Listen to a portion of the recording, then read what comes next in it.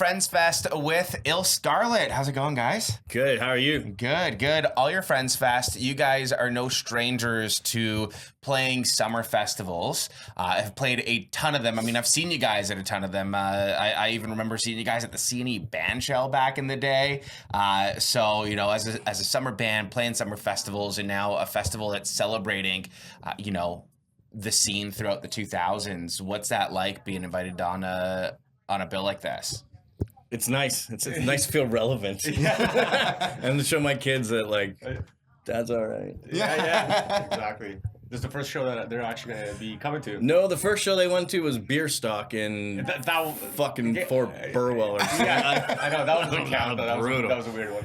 We were so happy to play. Thank you, Beer Stock. Please have us back. Yeah. You guys also got recognized by busking outside of Warped Tour right here in Barrie. Tell me about that experience. Yeah, that was, what year was that?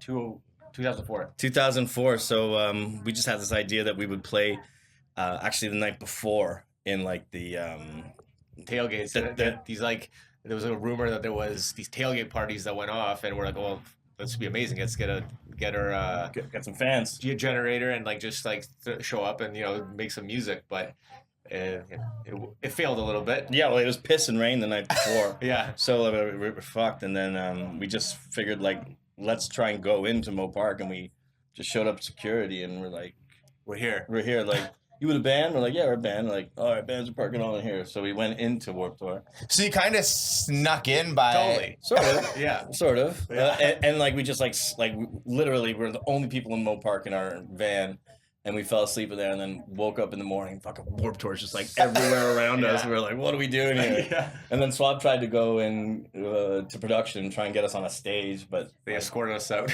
They told us, like, there's no way you're getting on a stage. So like, all right, well, let's go play for the line. At least that's something. And we did. We just threw the Jenny up and started playing. And then, Kevin Lyman invited us backstage. He's like, I saw you guys playing out there. You're great. Play the barbecue tonight. So they always do a barbecue at the end of the night of Warped Tour, which is like the best part of Warped Tour. And we just played for like 3 hours. Yeah. And we were just ran out of songs. We ran out of songs. Like, we had to like figure out songs. Like, anyone know this song? Like, yeah, what are the chords? Like, okay, and just wing it. But we got Warped Tour the next year, and then the next year, and then I think, I don't know when, 2009, we got the full thing. 2011 was a full 2011, we got the full thing. So, yeah. That's awesome. So he saw you guys just kind of busking and approached you from there then. His security actually. So the story goes, we have video footage of it. So like we're playing, kind of strategically set ourselves up so security couldn't see us, and then in the middle of the set, like one of our friends' girlfriends, actually Pat's girlfriend. Anyways, it's like, yeah, the security guy, like he likes you guys, and what happened was he used to be Sublime's road security, and he said to Kevin, like, yeah, there's these guys playing out here. They kind of sound like the Boys. Meaning, like, we kind of sound like Sublime, and like, yeah, well, let's see, are they good? Yeah, they're good. Let's have them in the barbecue tonight. So yeah, that's how the legend goes. It's the full IllScarlett getting discovered and joining Warped Tour story. No, it's a pretty. It couldn't have worked out any better. Yeah. As a band that, you know, plays music that is very summer related and summery for sure, how do you feel about playing gigs versus festivals? I mean, every festival's a gig. Yeah. And every gig's a festival. That doesn't make sense. Yeah. Rather than, like, you know, shows and club shows and all of that, right? Festivals are cool because there's so many things going on. There's so much energy. A lot of times you run into, like, people you haven't seen in, like, a long time, bands usually and stuff, and you meet new bands, and it's just nice being outdoors. And festivals are cool. I like festivals. They're cool. And you only play for like half an hour. Yeah. So that's the rest of the day you're just fucked. Yeah. But then club shows it's a whole different energy as well. And it's just like, you know, you have that, like, I love the tight, packed in, sweaty fans. Like, that's also a good thing. But yeah, summer to be on something like this is amazing. It's a privilege.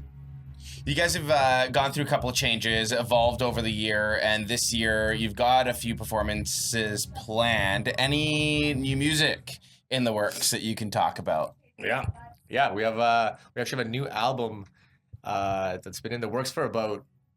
It feels like we've been working on it for quite some time, but yeah, we have the plan is to have it out September 19th or 26th. We haven't like locked in the exact date, but yeah, we have a bunch of songs that have been cooking up, and it's actually the first time in a long time that we're having a lot of fun doing it. So yeah, I'm excited to put it out. Are these songs that you've been sitting on, or songs that you've gotten together recently and started really working on? And It's like a little bit of both. Yeah, there's little choruses and little parts that I've been kind of just sitting around aging, and then actually we wrote a couple of fresh ones too.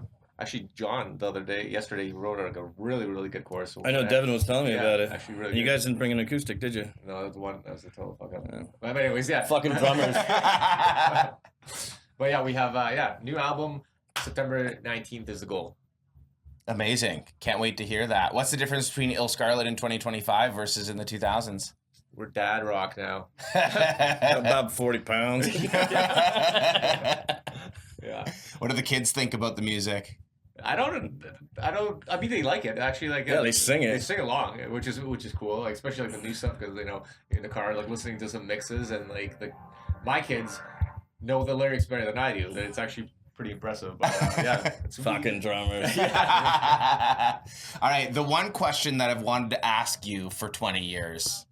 Oh man, 8 inches. What were Neil's parties actually like? They were dope. It was like it's literally the address is 1A Main. Yeah. So it's in Streetsville. It's at what, Queen and Main? Is that Yeah. So it's 1A. That was the address, 1A. Yeah. And it's just good. Like Neil's our buddy. He's like kind of a little bit of an older dude.